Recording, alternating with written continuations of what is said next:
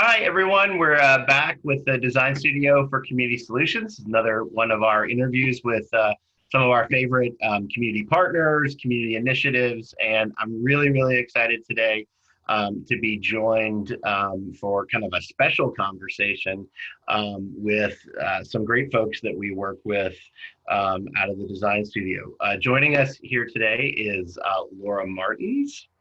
Hi, Lora. How are you? Hi, Eric. Thanks for having me on. Oh, it's great. We're glad you're here. Lora is a landscape architect and also teaches several classes at the Herberger Institute for the Design and the Arts. And we'll have her talk about a specific class or several classes she's done working with the community of Maryvale. So we're thrilled you're here. And then also joining us today is Rosario Espinoza. Say hi, Rosie. Hi, everybody. How are you doing? I'm good. How are you guys? We're good. And Rosie has kind of wears two hats in this conversation. Today, she's joining us as a critical part of the Cartwright School District's work on health and wellness. And Rosie coordinates the community gardens at Cartwright, which she will tell more about. What we're excited about today is this is a result of several years of partnering to try to put ASU students, in this case in arts and design, and specifically landscape design, landscape architecture, to connect with the community in Maryvale and to work on a specific project around the community gardens at Cartwright. So I'm gonna stop talking and just dive right into it. I'll let you guys actually introduce yourselves a little more, clean up what I said when you start. But I thought what we would do is start with Rosie to kind of talk about the community gardens in the Cartwright School District. So Rosie, take it away. Thank you. Again, Rosario Espinoza. I'm the wellness admin for the Cartwright School District. And as Eric has mentioned, gardens is a huge part of our health and wellness initiatives. Specifically, our Cartwright Community Garden started, I think it's about 2.5 years ago. I believe it was around 2017.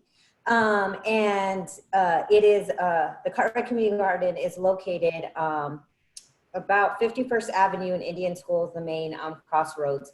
And it's housed in an old vacant lot that the Cartwright School District had owned. Before it was a vacant lot, it was the Dollar Movies in Maryvale. So, like I said, it was an old vacant lot that.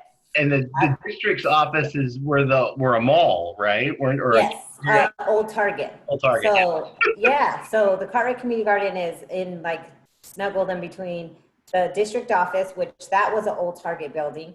And then it's basically connected to Tarver Elementary School, Brett R. Tarver. And Brett R. Tarver was the old Maryvale Mall. So a little history on that. And so the Cartwright Community Garden, like I said, it was an empty lot. It's a huge empty lot. I get asked a lot how big it is, and I don't remember, but I think it's at least an acre. I think. I'm not pretty good at that, but and before that it had a bunch of tires in there. And the tires come from actually for many years, several other teachers at the Cartwright School District were trying to get something going in there. They saw the potential, of that lot, some kind of gardens. Their first thought was tire gardens. But it just, unfortunately, just never took off, never got there. And then around 2017, we were approached by the Valley of the Sun United Way that they were donating 5 garden beds to us. So that was really exciting. And I was lucky enough to be able to choose where we were going to place these garden beds. And I knew immediately when they told me that vacant lot. And so I proposed that lot to Valley of the Sun United Way. I still remember that day. I always remember that day. Meeting the partners Valley of the Sun United Way and showing them the lot. And right away, because that's just what I do. I had this huge envision or picture. I was like, this eventually, I want it to be just filled. Every corner, anything you could think of, I want, garden beds or playground or just anything but this dirt lot, and it's going to look beautiful. And so that's what we've been trying to accomplish since then, and slowly but surely it's getting there. So it started with the 5 garden beds, and during that time we also had Gus the garden bus. So we were we were wanting to increase our gardening within the school district. So we started with this bus that we purchased from our own bus lot, gutted it, had it painted by a local artist, and it was ready to go. It was going to be mobile and go from school to school, and the students could hop on the bus, garden, and just be able to get some hands-on gardening experience. And we decided to park the bus in the Cartwright Community Garden with the other 5 garden beds, and I just thought it'd bring a pop of color, and just it had enough space for it to park there. And unfortunately, it was vandalized, so it was put on fire, and it wasn't salvageable. And but we were very lucky because of that. Kind of a blessing in disguise. The firefighter that was called out to put out the fire was very interested in what we were doing. And I am drawing a blank. Eric, can you, or who can, I'm drawing, Austin. I'm sorry about that. Oh, Austin. Austin, the firefighter from Maryville, came out to the call. He was very interested in what we were doing. He saw the 5 garden beds. He saw that the bus was a garden bus. And so he came in the very next day to the district office and went to the front office and said, I want to know more about what they're doing there. And so they sent him back, and that's when we met, and I told him the same story, and he decided that he wanted to help us rebuild or add to the garden. And that's when our partnership with the fire, the police and the fire, and GCU and a number of other volunteers came about. And we had this huge work day, and it went from the 5 garden beds to the 50 garden beds that we have now. So really awesome. And if you notice in the garden, in the Cartwright Community Garden, you'll notice that the other garden beds are all different and unique. And that's because when we were thinking about it, Austin had this idea that, just like Maryville community, we're all different, unique in our own ways, different shape, size, color, that's how we would want the garden bed. So each garden bed is unique to that, to whoever built it, that firehouse or police. And so you'll notice that's different materials, different colors. And and so since then, we've just been, like I said, trying to grow it into, the Cartwright Community Garden. Our future goals are to very soon have renting out those garden beds to the community, and continue to grow it. We've been lucky enough to host Phoenix Food Day there. That was really awesome and brought about, I believe it was like over 2,000 people from the community, and host. And since then, we've been able to form wonderful partnerships like the ones with ASU students, and host classes there, and just get wonderful information, research, feedback, and it just continues to inspire us to keep working hard and continue moving forward with the Cartwright Community Garden. That's fantastic. It's a good story of kind of community partnerships and volunteering, and just kind of people really coming together over a tragic event, but then also kind of building on that and creating some momentum for all that you all have done. So we're sitting here in June of 2020. and we've had a lot of things go on that have disrupted all elements of daily life.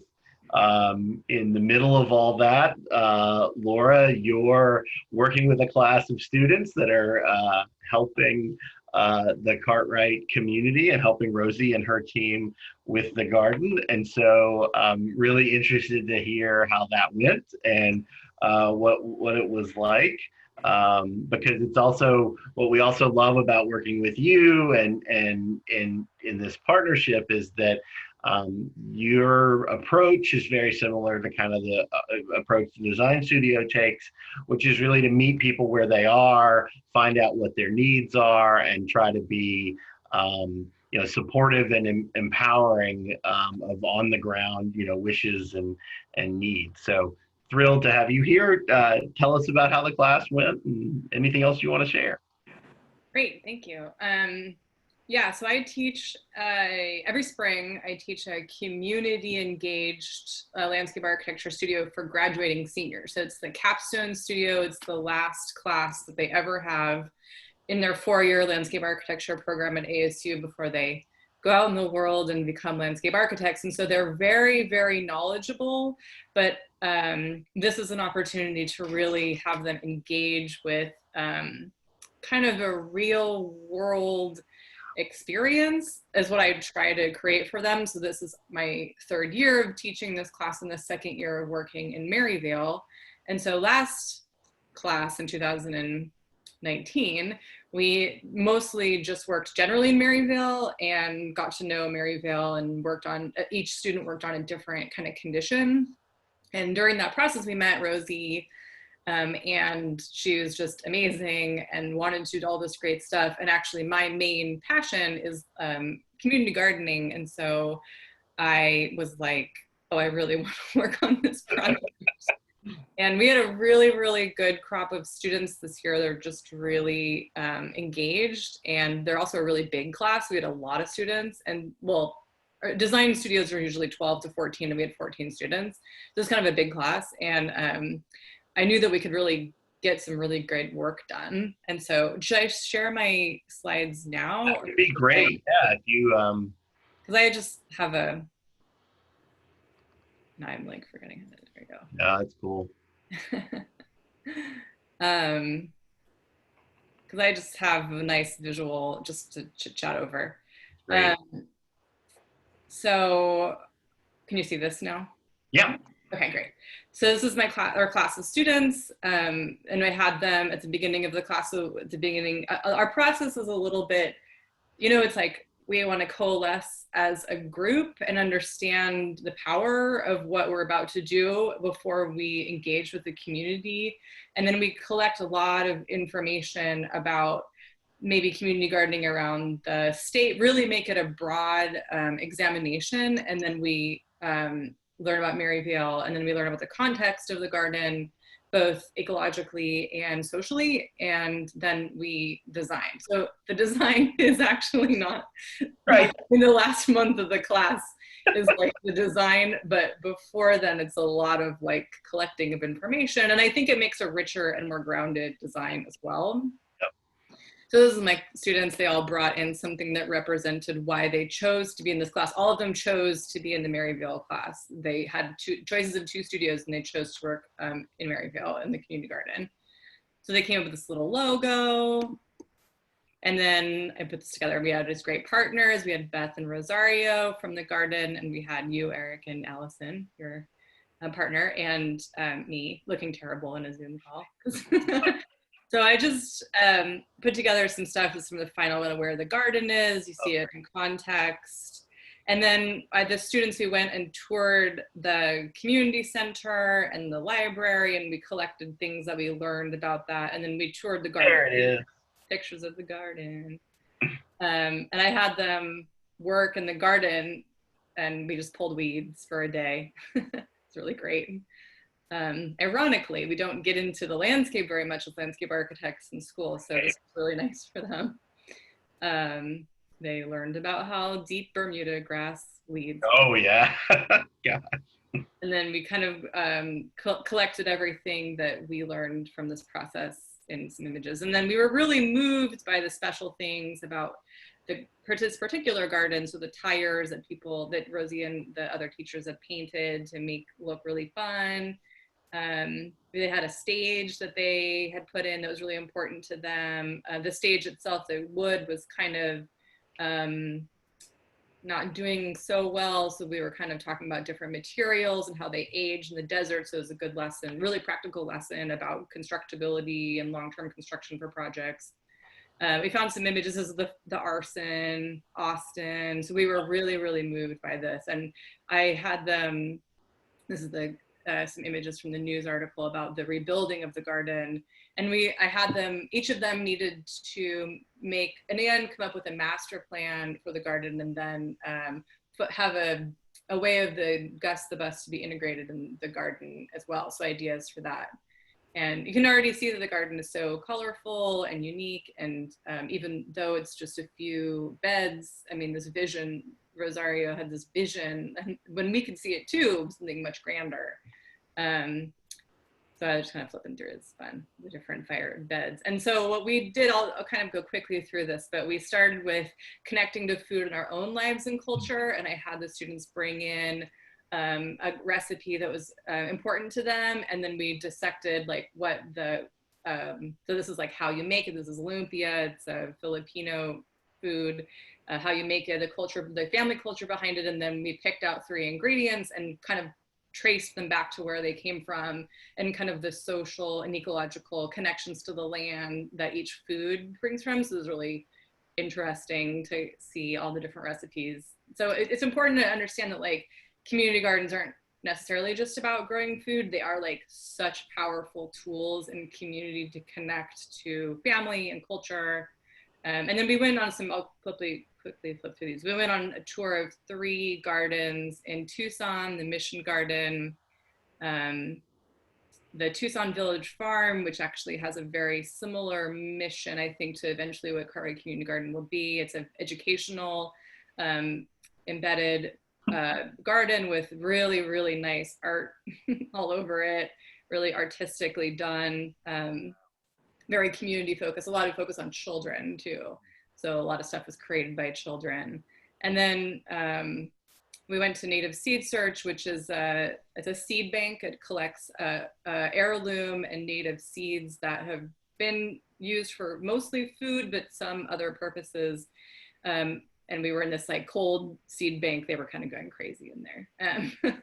So there's like thousands of seeds that they've collected from all over the Southwest. I mean, we don't use these foods normally. So it's this organization preserves and promotes the heirloom seed production. A lot of them these seeds have been around in cultivation since way before the Spanish were here.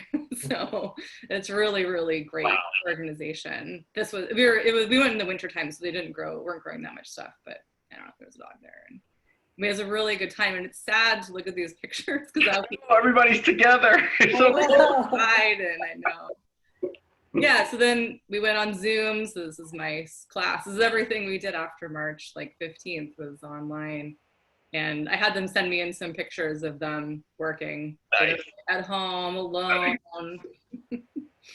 But what we did is that we engaged with so the intention of the design process was to set up a lot of opportunities to have the community of Maryvale engage with us on what they wanted in the community garden, what they saw going on there, and also to co-design with people as much as we could. And so we had actually we had spent weeks organizing a bunch of activities that were going to happen at this fun run that Eric and Rosario were putting on that got canceled.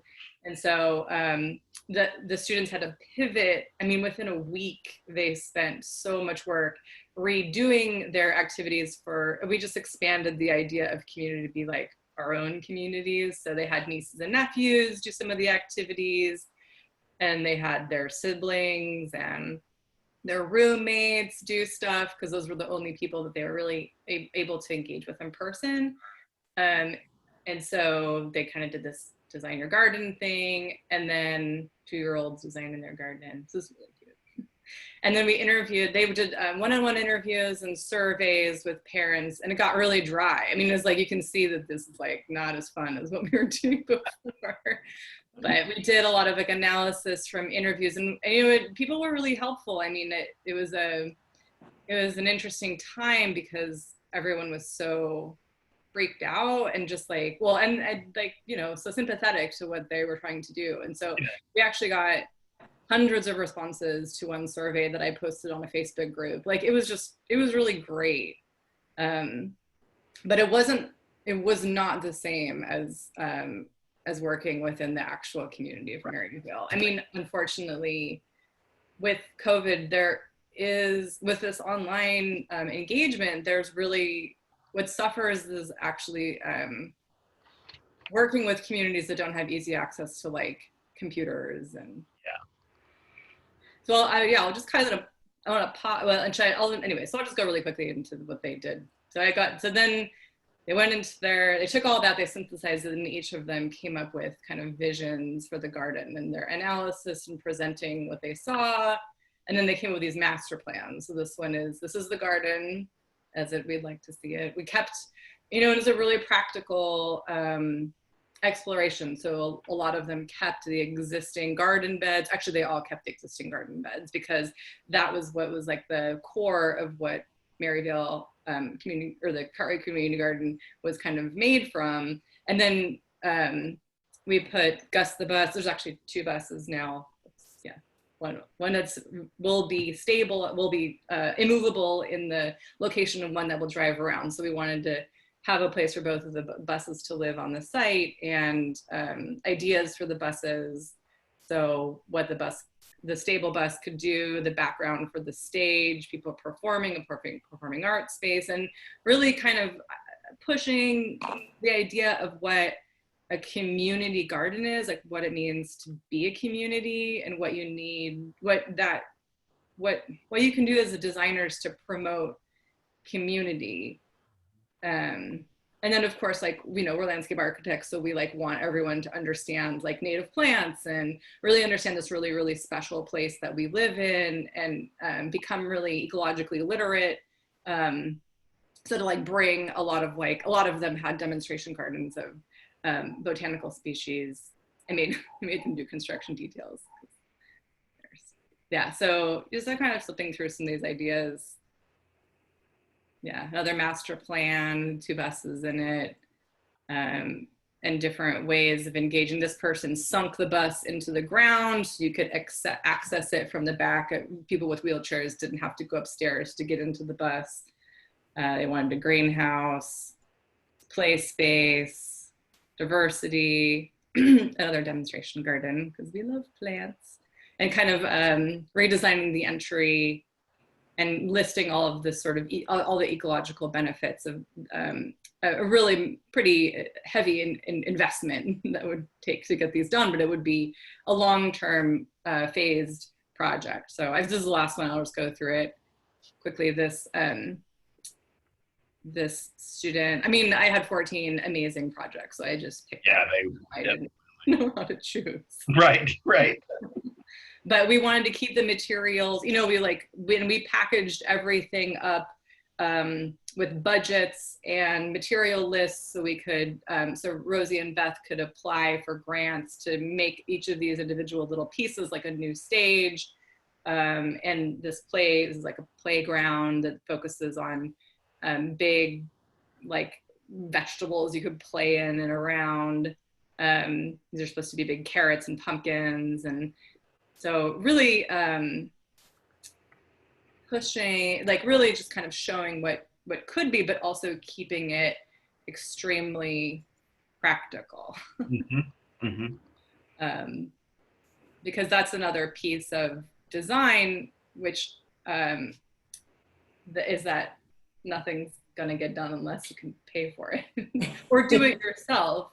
Yeah. And I think what Maryville has in spades is passion and labor, you know, but not millions and millions of dollars to put in, like, I don't know, anything we wanted that was going to be really expensive. So we were kind of using cheap materials, but the design, I mean, design in itself is just, it's like it's like bones is all the same, whether you use gold or you use aluminum, you know, it's kind of good design is good design. So yeah, it was a wonderful experience overall. The challenge was because of COVID, we were not able to be as community engaged with the correct community, which was the community of Maryville and the people who are actually going to use the garden. And in that way, it almost, I don't want to say it invalidates our designs, but it's challenging to think of our designs as actually perfect. And like but I think that the students tried to engage. Yeah. I think that in the end was a successful, I mean, I think that the projects that they came up with were really successful. Just like, I wish the experience would have been better, because one more thing is that this like landscape architecture and design in the past has been quite top down. So you kind of sat in your office by yourself and you're like this God figure and you put things on the paper and someone else builds them. But a lot of us who are really socially engaged landscape architects are really trying to flip that a little bit, and that you're more of a facilitator and you provide these opportunities for community to get engaged, and actually thinking of things as co-design. So to kind of create a richer experience. I mean, just a different, like a different space that, you know, doesn't come from just your own one person's experience. So yeah, and Rosie and Beth were wonderful partners, were so enthusiastic. They were so positive, and it was just like it was a really great experience. The students had a wonderful time. Yeah. So thank you. Awesome. Yeah. I think what's really cool about the approach that you all take and that co-designing and engaged process is that it's about, yes, it's about the garden and the space and the ecology, but it's really about the humans and the people and the community. I mean, I love having the students bring in their own history, their own culture, food. I mean, it's such a connector and such a great way to think about history and ecology. Anyway, I just think it's really cool. And a lot of the themes that I know the class we worked with a year ago and then this class bring up really do, and I agree, we're always striving to have better community engagement, but a lot of the themes and you know, things that bubbled up, I think match what we see in other conversations in Maryville. Yeah. Well, another thing too is that, I mean, it's a class, and my job is not only to empower the community, but to empower my own students. I mean, we had a really diverse group of students. Like, I would say like 4 or 5 of them are graduating from college the first in their families. And that, to be frank, does not match up with the current population of landscape architects that are out there. And so my job, I just really felt like these kids are the future of what my profession needs to be if they're gonna absolutely survive. And so I wanted to honor, I wanted them to understand that their own cultures were really special and unique. Yeah. Well, connections between all of us is a good thing right now. So yeah. Rosie, so what was the experience like for you all? I'd love to just know what it's like to work with these students, and you know, what did you all take away from it? The experience is wonderful. It is. Like I said, this was our second class, and this class in particular that we're talking about, as Laura said, was focused in the garden. So, you know, like she said, just meeting those students and all the knowledge and all of their individual experiences, their individual, just their characteristics, and seeing all of that play into, you know, their ideas and their presentations is just really inspiring. And they just, you know, we're there at the garden, and we know what we want, where we want the garden to go, and we know that you can't do it alone. It takes a village. It does, and community, and working with those students really gives us that idea of what that would look like. you know, they, and like she said, and with COVID happening and them not being able to be, you know, in the garden or in the community, or a lot of them were going to work directly, you know, with some students and in classes, and all of that was, you know, unfortunately they weren't able to do that anymore. So they had to, you know, do it all online. And to see all of the, you know, work that they put in, all the ideas that they came up with, even with this barrier, was just was amazing. And whenever I see their projects, when I see it, like what Lora just showed us, all the presentations, I just get, I get so excited, because, you know, I guess someone else and these students see what we see and what we feel, and but they have the knowledge, and they're the future, and they are who can make, you know, working together can make this possible. And they're amazing. And as far as, you know, they, you know, listen and ask awesome questions, or brought up awesome questions that really made Beth and I think, you know, things that we didn't even, you know, we didn't think about before. And that's what, you know, what we need. And like just the ideas that they have are just, you know, amazing. And yes, they just make us really excited. And I just love working with them. That was great. Yeah.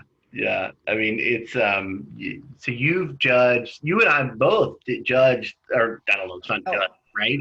Or participated in the final, in the midterms of the final projects this year and last year, right? Mm-hmm. Yes. Yeah. And it's, and both years, like, they were amazing. I remember the first year, you know, just seeing, I remember they were just in different areas of Maryville. And like, I was just mind blown, you know, like I would never have thought to use, you know, an alleyway in a way that one of the students came up with, or, you know, the entrance of a mall, or, you know, what really, that class, you know, I was really grateful that, you know, we were able to be a part of it. And that's why I was so happy that Lora wanted to continue the class, because I just remember one in particular that had to do kind of with the garden. If I remember, it was a trailer that was a mobile, like, sensory playground. Oh yeah, remember that one. Yeah, she was a nurse who had gone back to school for landscape. That's right. So that's part, you know, so those are some of the things that, you know, we would love to see in the Cartwright Community Garden. And then to be able to see that it's achievable with things that we are, like Lora mentioned, we don't have millions of dollars. Maybe with things that we already have, you know, we could do that, you know. So that was like, oh, you know, but it's just when, you know, those students see that and know that, and to be able to have those connections with them, or have the opportunity to do so, you know, versus, you know, like not having money, or going out to a professional organization and you know, paying or asking, you know, being able to have that opportunity is just amazing. So. Yeah. I'm gonna throw a curveball at both of you, and I know, man, this is not to be like rude or, you know, to catch you, but I'm just thinking about, you know, in the middle of this, you know, the pandemic, and we've had our food supply, where our food comes from, health and safety, I mean, all in the forefront of a lot of people's minds. I would love just your thoughts on, you know, community gardening, kind of very local agriculture, in response to like a pandemic. What do you, because you're both experts in this area. So what do you think you know, is there a future for community gardening out of all of this? Rosario, I have some comments too. I think so. Real quick, I'm far from an expert, but I'm working on it. I mean, you grow green things in the middle of a desert in a piece of land that was all tires, and, you know, work in a school district. That's remarkable. Like, that is that is not something that just happens overnight. So go ahead. Oh, no, you're right. And, but I always want to mention, I always like to put that out there, and with the help and with wonderful people, with our partners, like you guys, like Lora, like, U of A Cooperative Extension. Oh, I forgot to mention Those guys them are the later. real experts, yeah. Yes, huge help. I mean, so anyway, so back to the question. Yes, I think that, right, especially right now, because of this pandemic, that gardening or community gardening is very important, and showing, you know, how important it is. And I think that it made a lot of people realize that, especially in the community. I know that myself, I've seen that, you know, because of this, a lot of people are starting to grow food at home, realizing and experimenting and trying it out, whether, you know, just you know, starting, you know, with herbs, or, you know, and there's different, you know, ways to do it, different containers. You know, you have vertical gardens, you have, and then if you don't have, you know, space at home, you know, certainly community garden could provide that space, you know, renting out the garden beds. And then it's a perfect opportunity to throw in that education piece, and have, you know, connect with the community that is in the garden, and you know, start giving out information of how, you know, how to garden with, you work with what you have, you know, your environments, you know, things like that. And, you know, with the grocery stores, you know, being, you know, like so limited, and when, you know, essentially, I guess, like running out of food, I think that really, you know, woke us up to saying, wow, well, you know, if I, you know, garden or grow things at home, then, you know, I can, you know, have some of those things. I don't have to, you know, depend on, you know, waiting for it at the grocery store, if the grocery store has it or not. So. Yeah, we've somehow injected giant corporations into our food supply, and giant corporations are not infallible. I mean, I think what's really important to understand about food security is that, like, growing your own food, I mean, this is one of the gifts that have been given to us as human beings, is our able to grow things from the earth was so easy. And there's a lot of people out there a lot of maybe corporations out there that make you feel like that's not something that you can do. And it most definitely is. I mean, I think more of the solution to kind of food insecurity is more small scale agriculture, like a business that runs something actually for production on a scale of Rosie's land, like an acre. You can get so much out of it, maybe, rather than people trying to grow everything themselves, that like it does. But there's like a range of ways agriculture can exist that don't exist now. And you can see that as soon as corporations, I mean, if they don't have their workers, like health we have these COVID outbreaks in these meat processing plants, because everything's just designed to run very efficiently. And that was like the perfect breeding ground for COVID. Now I understand they're doing more testing, like maybe some of these things will be corrected, but I will say for a while there, right, like it's very scary. It's a very like very deep fear of not being able to eat. And you go to the grocery store and there's not food there. You're like, holy moly. So I mean, the psychological forces that move people to like stock up on toilet paper and rice and, you know, dry goods, dry foods, I mean, is real. That's a really deep feeling of insecurity, of like your basic needs. Yeah, in all communities. Yeah, no, I agree. So I could talk about this all day, like what the myriad of benefits to personal health, to community health, to regional health that community gardens can give, especially at the scale that Rosie and Beth are working at, like this kind of mix of types and inspiring people, I think, to do more of the production work Yeah. themselves, which does take a scale of land that, I mean, this isn't your backyard. Like you can, I don't know, like you kind of, it needs to be somewhat organized. Yeah. Well, and you know, it takes that concept of like the student and the, you know, the educational piece, the student who's never really seen the component parts of their food, or maybe they have, but they only think it comes from a grocery store, you know, be able to realize that capability, but then just as a learning technique for talking about the earth and ecology. I mean, it's very, like, I think it's powerful because it's local, it's like close to, you know, people themselves, and then there's a community aspect of all of it. I mean, we need more places where we come together for a common, you know, purpose, and that's what a community garden is. So I mean, eating food is like the most direct way you as a human engage with nature. I mean, it's true. I think it's really important. I think it's really like empowering and makes your life better to grow something. I don't have grow food. I'm terrible at it because it's so hot here, but I have a lot of plants.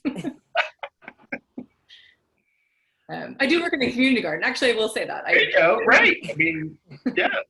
That's like, it is very empowering. Yeah. There's nothing like, especially tomatoes. Yeah. I mean, a fresh one, like a tomato grown. Oh my God. But once you plant it, you see that little bud, you're like, I made that. It's so exciting. It's great. Well, this was fantastic. Thank you both for joining us. And anything else to add before we sign off? No, thank you, Eric. It's so nice to have you as a partner in these projects. You understand the bigger picture of community work, I think, and it was really nice to have you along for the ride. Oh, I appreciate that. But I mean, I'm just so inspired by both of you and by this work and by what the students were able to do. So it's really cool. It's very cool. All right. Well, we will see you guys very soon. All right. Okay. See you soon. Bye. Bye.